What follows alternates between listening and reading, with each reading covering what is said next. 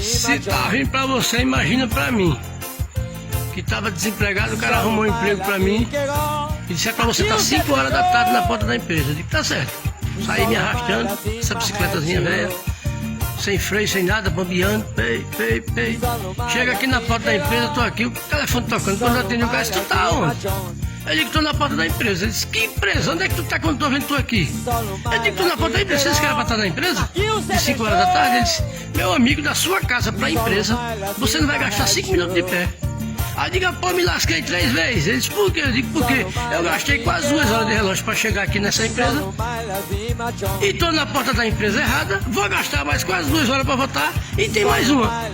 É bem capaz de eu perder o emprego. Toma, chapéu de otário é marreta.